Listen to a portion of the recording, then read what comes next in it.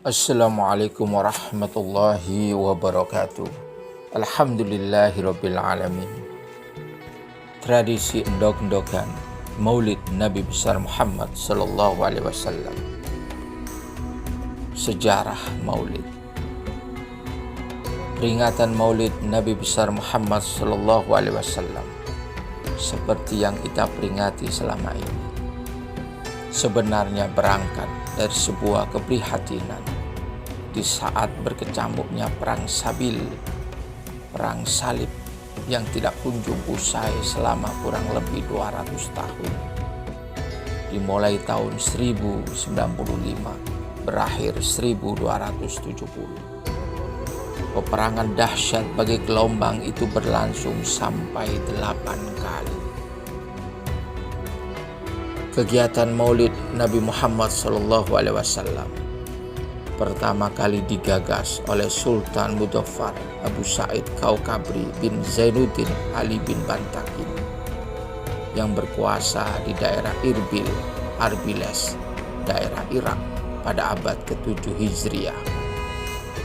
Kala itu Maulid Nabi digelar sebagai ungkapan rasa syukur kepada Allah Subhanahu wa Ta'ala, sekaligus ungkapan terima kasih yang tulus ikhlas kepada Rasulullah Muhammad SAW yang telah memberi teladan tentang bagaimana menjadi seorang muslim yang harus berjuang menegakkan agama Allah, menyelamatkan dari segala ancaman yang datang dari pihak luar yang ingin menghancur leburkan kekuatan agama Islam.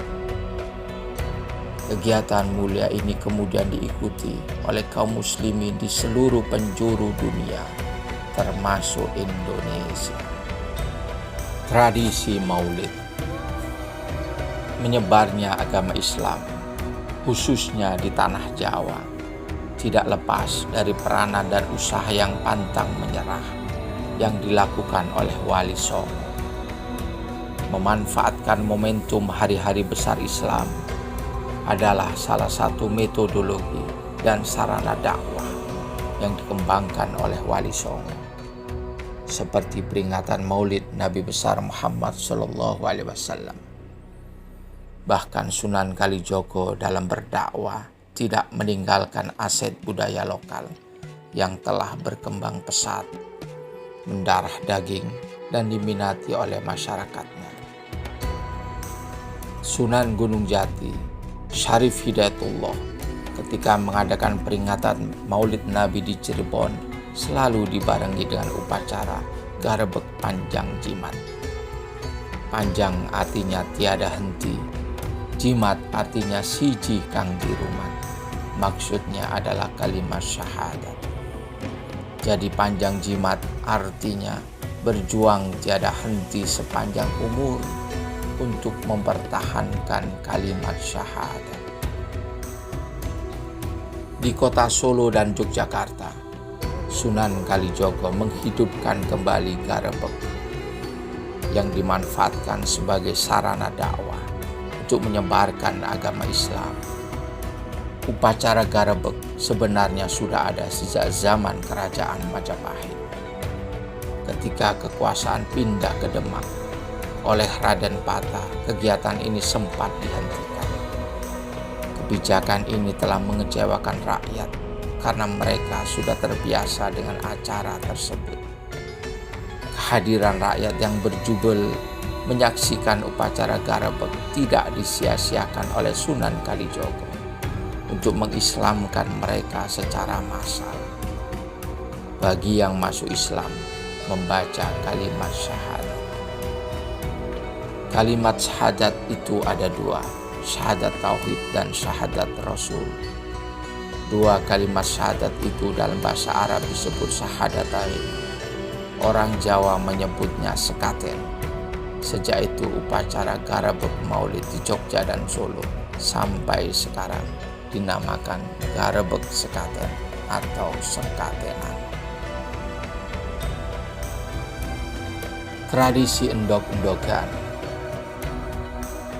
Kalau peringatan Maulid Nabi Muhammad SAW di Cirebon ada garebek panjang jimat.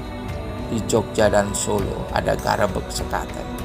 Khusus di Banyuwangi, peringatan Maulid Nabi memiliki ciri-ciri yang khas. Kegiatan Maulid Nabi di Banyuwangi ditandai dengan arak-arakan telur yang diikatkan pada tusuk bambu, kemudian ditancapkan pada pohon pisang yang dihiasi dengan aksesoris warna-warni hingga tampak menawan dan menarik. Perayaan ini oleh masyarakat Banyuwangi disebut endog-endogan. Dua komponen yang menonjol dalam endog-endogan adalah pohon pisang dan telur. Pohon pisang dan telur ini memiliki makna religi yang dalam. Pohon pisang adalah sejenis pohon yang tidak mau mati, sekalipun dipotong berkali-kali. Baru rela berkalang tanah jika sudah memberikan buah. Hal ini mengandung pesan yang mendalam. Hakikatnya hidup ini jangan mudah putus asa, apalagi menyerah dalam perjuangan.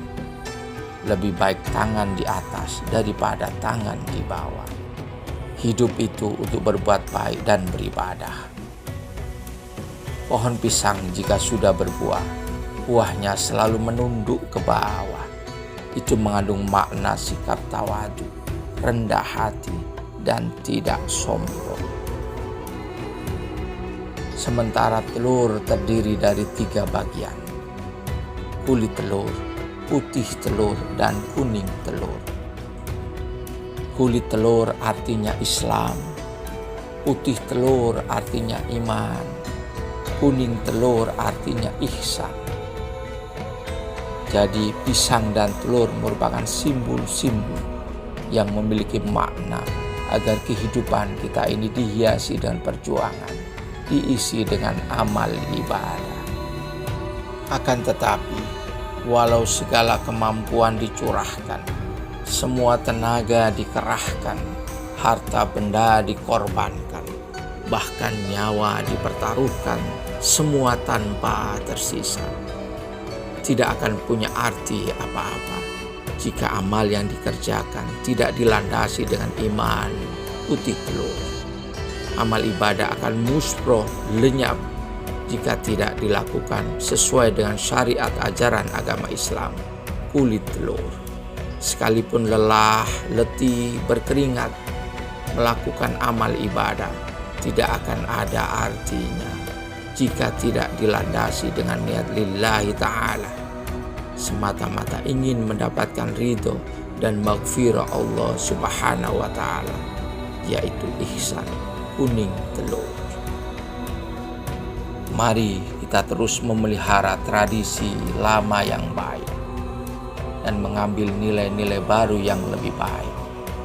Semoga peringatan Maulid Nabi dan tradisi endog-endogan tahun ini mendapat ridha Allah subhanahu wa ta'ala dan syafaat Rasulullah Muhammad sallallahu alaihi wasallam. Amin. Rasulullah Muhammad sallallahu alaihi wasallam adalah seorang manusia sama seperti lainnya, namun bukan manusia biasa, tapi manusia luar biasa. Ia laksana batu permata di antara berbagai jenis bebatuan. Ia bagaikan berlian di antara tumpukan batu-batu gunung, batu-batu biasa. Muhammadun basyarul kal basyari bal huwa kal yakuti bainal hajari. Akhir kalam. Wallahul muwafiq ila aqwamit thoriq. Wabillahi taufiq wal hidayah. Wassalamualaikum warahmatullahi wabarakatuh.